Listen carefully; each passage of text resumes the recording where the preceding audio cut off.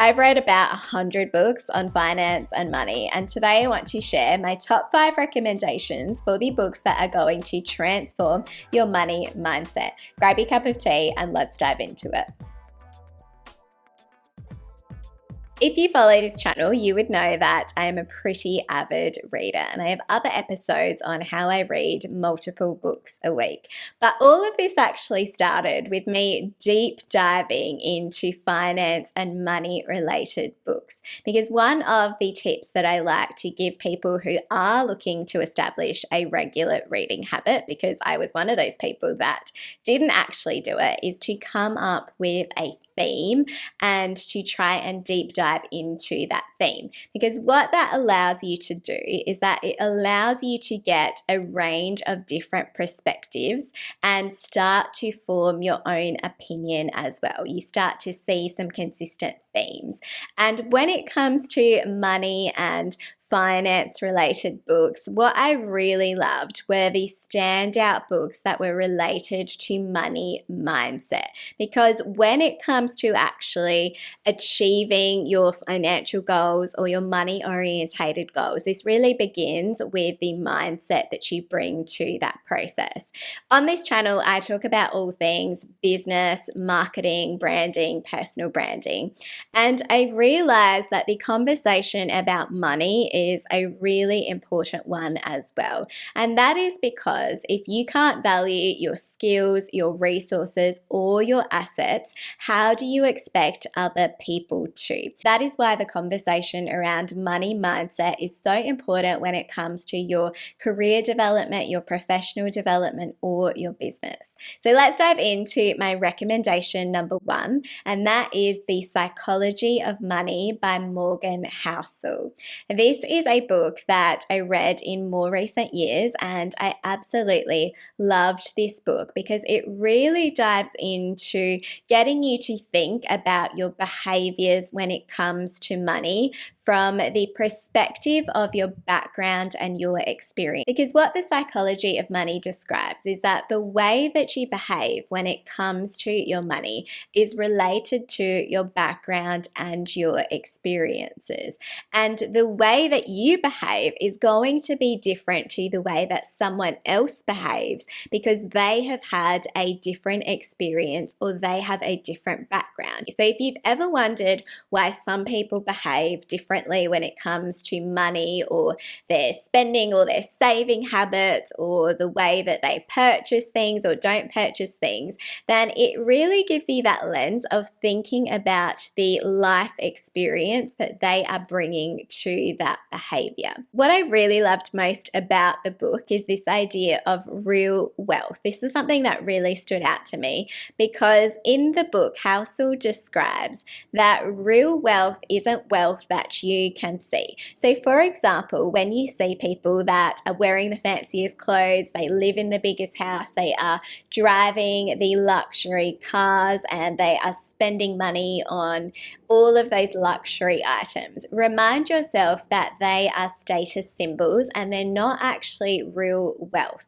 They only show that that person has chosen to spend money on those things. You have no idea what that person's financial life looks like behind the scenes because that is hidden, which means that real wealth, even for the people that do not show any of those outward status symbols, is hidden. They might have significant real wealth, but you can't actually see it. And the people that you assume might have great wealth could have a very different picture behind the scenes. And the book has this underlining theme of humility, which I really liked. And it describes that the fastest way to increase your wealth is to increase your humility.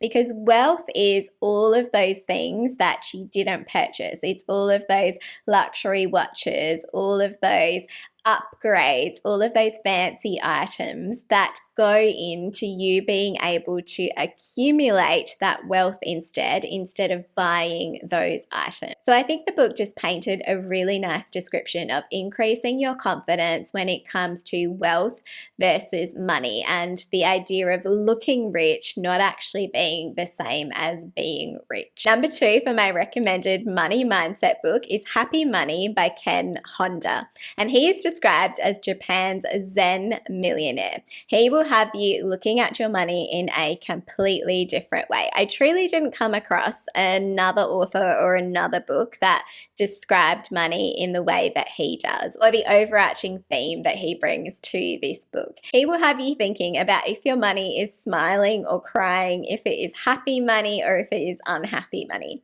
So what does that mean? Happy money is, for example, the 10-year-old boy who buys his mum flowers with all of the pocket money that he has because he really wants to. Unhappy money, for example, is when you begrudgingly pay your bills when they are due, or you pay your rent, or you pay your mortgage. You are unhappy in that exchange that is occurring. Or it can also be when you are receiving money for a job that you didn't particularly love doing.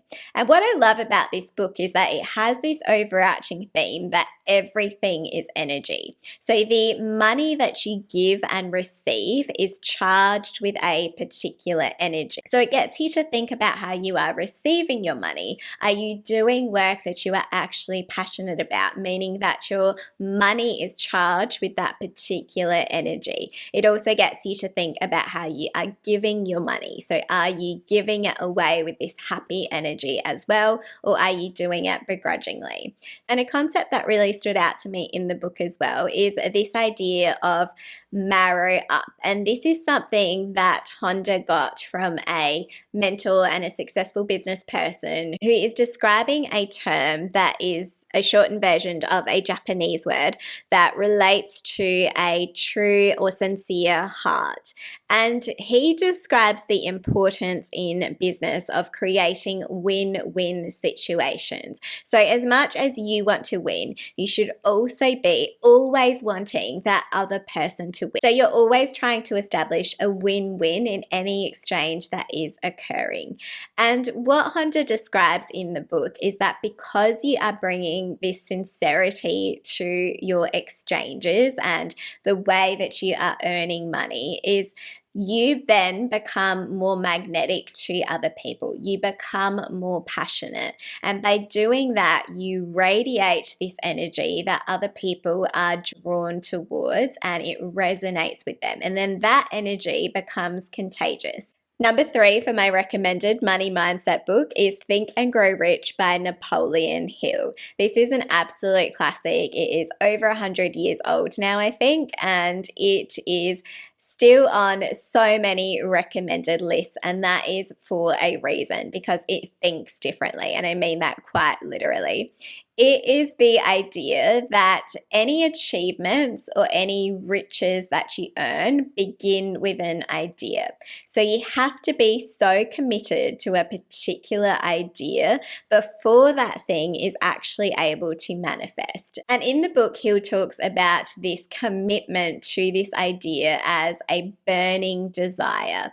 And you have to be so willing to stake your future on this burning desire for it to be able to come to fruition. You have to be so committed to the idea first. When you are actually committed to the idea and you are most willing to accept that idea as a reality, then that is when the actual reality in the physical world will then appear for you, and that it won't appear before that. It will only appear when you are ready, when you fully made that commitment to the idea, hence the idea of Think and Grow Rich. So for you to be able to achieve a particular thing, you have to be able to believe that you can acquire it. Number 4 for my recommended money mindset book is The Automatic Millionaire by David Barch. The central premise of this book is pretty crystal clear. It is to automate absolutely everything that can be automated. And the reason why Barch highlights this is because he believes that when it comes to conversations around finance and money, they rely too much on willpower and discipline to be able to achieve the outcomes that people are proposing. And the problem with that black and white thinking that a lot of financial advisors have is that it doesn't actually take into account the emotion that is a part of those processes. But when you automate your systems, when you automate your financial systems, then you take away some of that emotion because everything is working for you in the background. You've set up your goals, you've set up your systems to be able to achieve things for you without having to necessarily have to engage in the decision making that is fueled by emotions. And if you aren't familiar with this book, The Automatic Millionaire, then you might actually be familiar with Barch's other book and his very popular worldwide phenomenon concept of the latte factor. So the latte factor was a seed that was actually planted in the Automatic Millionaire book. And this relates to a story that Barch describes where he talks about giving a presentation and someone in the audience highlights that within their already really strict budget, she didn't know how she was going to be able to achieve any of the things that he was suggesting. And so he, in front of everyone, breaks down what her daily expenses are. And as a part of that, discovers just how much her little latte spending was actually adding up. And he extrapolates out those numbers in the long term to give some very eye-watering figures, hence why the latte factor has become such a popular concept, because it shows how those little choices that you seemingly make every day as a part of your habits or as a part of your routine can actually be something that if you were to look at it potentially differently or invest that money can have a huge benefit for you in the future. Or if you don't do it, can come at a cost that you might not necessarily be recognizing at the time. And this is a concept that has a lot of supporters, but it also has a lot of critics. And that is because a lot of people argue that you shouldn't have to give up the little joys in life and that you should instead focus on what those really big wins are. But regardless, the numbers that he shares in the book and that he also highlights in his book Latte Factor, if you want to read that as well as another recommendation, speak for themselves. So in either scenario, whether you choose to continue your own equivalent of your latte factor, or if you decide to give up your lattes or whatever that is for you, then at least you have some understanding of the numbers that actually go behind those little habits that you have. And number 5, I had to, of course, include Rich Dad, Poor Dad by Robert Kiyosaki.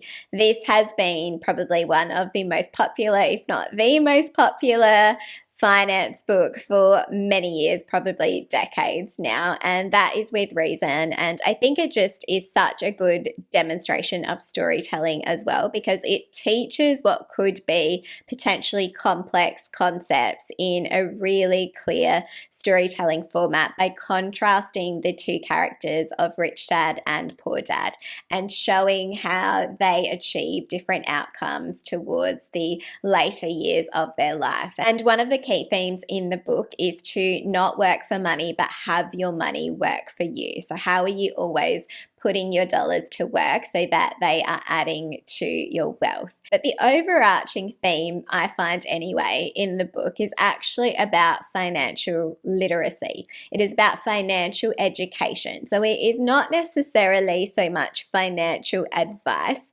It is about having the mindset of educating yourself on finance and on money so that you are actually taking more control over that instead of just following the conventional path blindly. Because this is another key theme in the book. Because of these contrasting characters of Rich Dad, Poor Dad, it shows you the two potential paths that these dads took. So his biological father is the one who he describes as essentially taking the conventional path. He studied, he got a job, he worked hard, he climbed the corporate ladder, and in the end, he probably didn't actually, in his case anyway, achieve the results that he would have been hoping for. And that is in opposition to the rich dad, who was the entrepreneur in that scenario, who did things much differently compared to what the masses were doing and achieved much different outcomes. And that leads to what I think is something that Rich Dad Poor Dad describes in the book that could be easily overlooked, and that is a fear of ostracism. And that is the idea that we like to follow the masses because it means that we aren't going to be ostracized from a group. So our natural instinct, for example, it's the reason why the majority of people fear public speaking, is to not want to stand out. We want to do what most people are doing. So to do something that is different to the masses means having to take a risk. It means going against the norm, going against the grain, and taking risks in order to be able to achieve a greater return in the future. And that isn't to say that that is financial advice in any way. None of this is financial advice, but it is to say that by having this money mindset in finance or in anything that you do, it is about thinking differently. So asking yourself what the default path is, the things that you are doing without thinking them through, and seeing if there is a more creative way to do that is going to have a greater long-term benefit. Remember that money is about much more than numbers. It is about the mindset that you bring to the value that you have to offer and the value that you can create. If you want to learn more about the new rich, then check out my previous episode on this topic. Thanks so much, and I'll see you in the next episode.